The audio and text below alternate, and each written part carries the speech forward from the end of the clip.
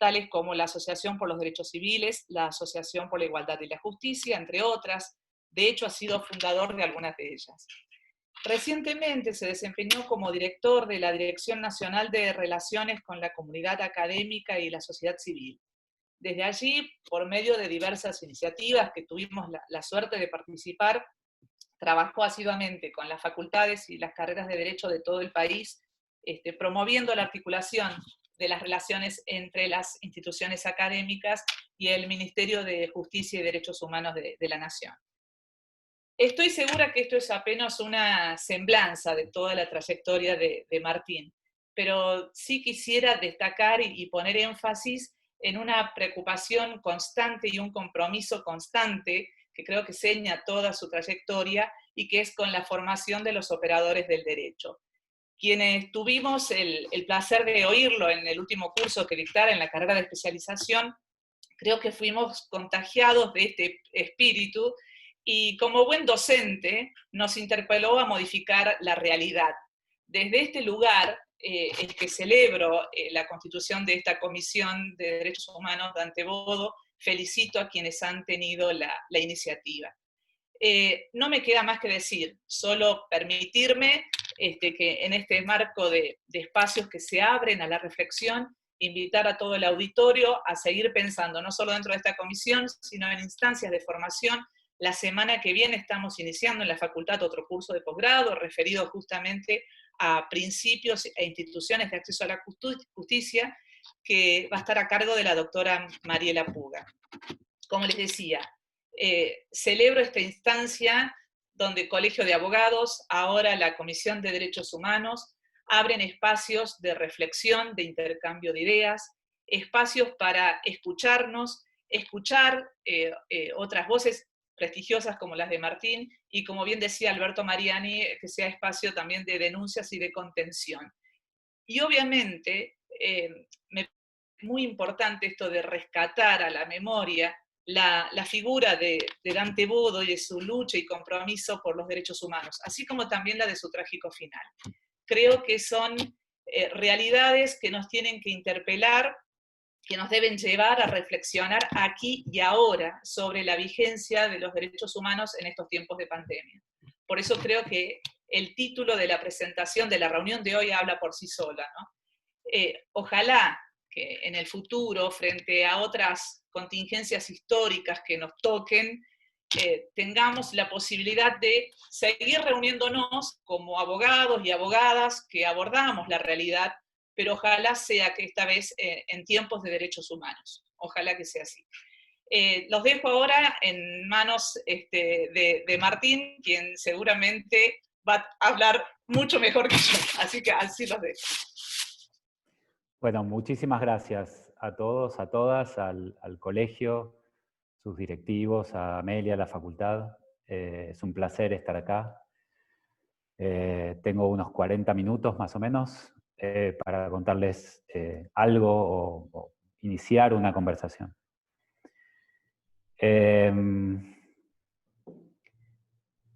A mí me gustaría enmarcar este conversatorio recuperando lo que uno espera que fuera la narrativa que hace de los argentinos y las argentinas quienes somos.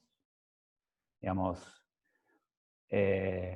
lo mío va a ser, voy a decirlo en términos descriptivos, como si esto fuera así. Después discutiremos si es así o no es así. Pero lo que pretende ser es un performativo. A mí me gustaría que mi narrativa respecto de lo que somos efectivamente sea esa.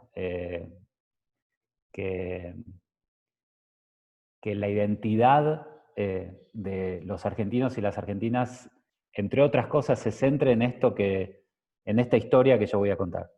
Y que me parece que es la historia que ustedes están contando sobre la vida del Dr. Bodo y sobre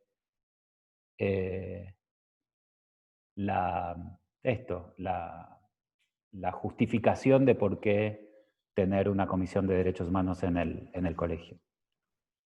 A ver si estamos todas de acuerdo con esto, voy a hacer un intento. Yo creo que sí, y creo que sí porque creo que explica muchas de las cosas que estamos haciendo.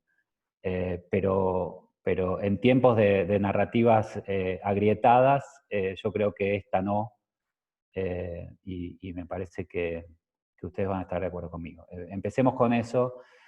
Además de que esta narrativa lo voy a hacer en tono de descripción de una historia, pero que pretende ser también una forma de crear una historia o crear una identidad, me parece que también en este sentido, y dado la situación, esta ceremonia en la que estamos, también es una especie de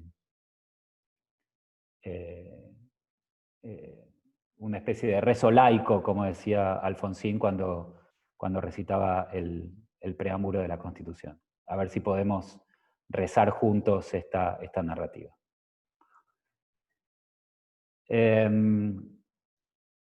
Yo creo que esta narrativa empieza cuando la dictadura empieza a desaparecer personas.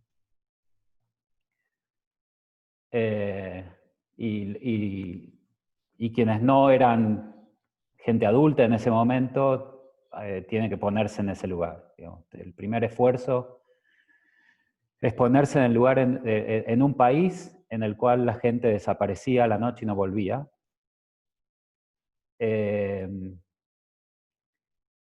Y de ella no se conocía obviamente el paradero ni se sabía nada de lo que estaba pasando.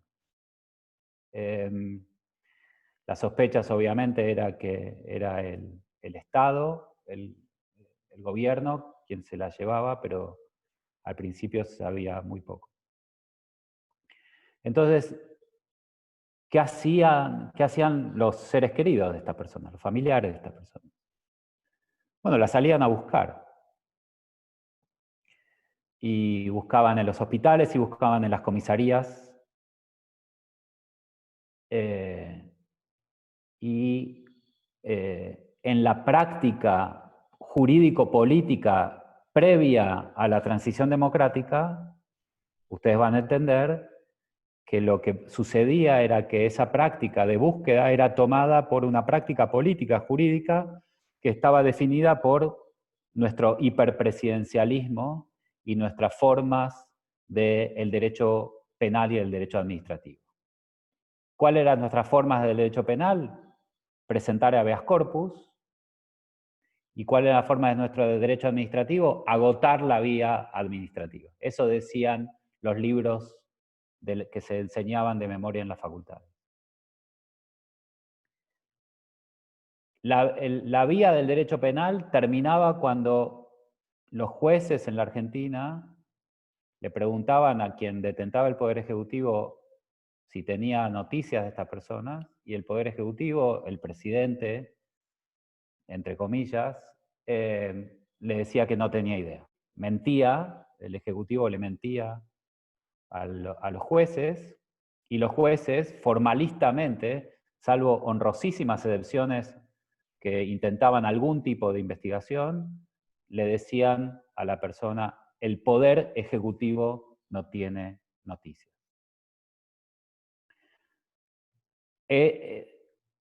Dada esa traición del Poder Judicial a los derechos constitucionales de los habitantes del país, y la permisión que eso suponía al Ejecutivo para hacer lo que se le ocurriera, la entrega del rol de control del Poder Judicial, que no era nuevo, viene desde la doctrina de facto de 1930, venía, quedaba entonces el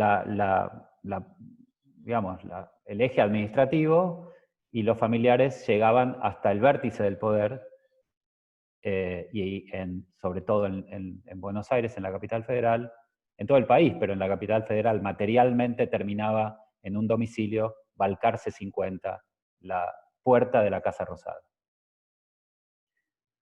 Entonces, agotadas todas las pocas vías que había en la sociedad para averiguar dónde estaba una persona, los familiares, en particular las madres, de quienes desaparecían se presentaban en la Casa Rosada a pedirle una audiencia al ministro del Interior, y el ministro del Interior, cuando les daba una audiencia, les volvía a mentir y le decían que no sabía nada, que vuelvan dentro de una semana, 15 días, un mes.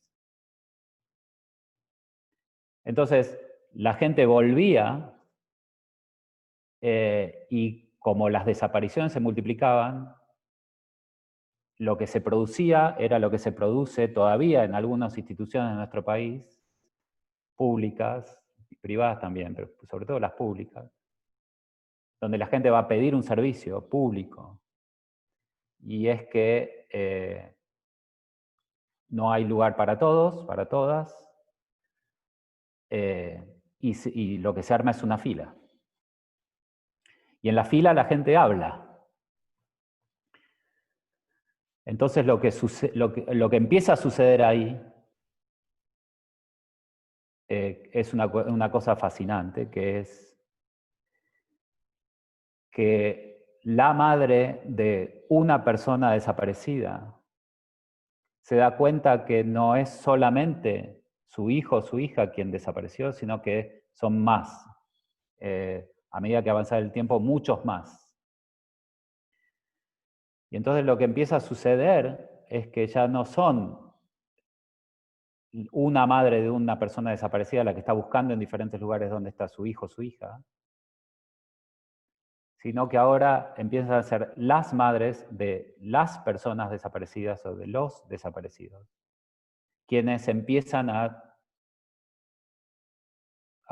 darse y a recibir, digamos, información, la poca que había.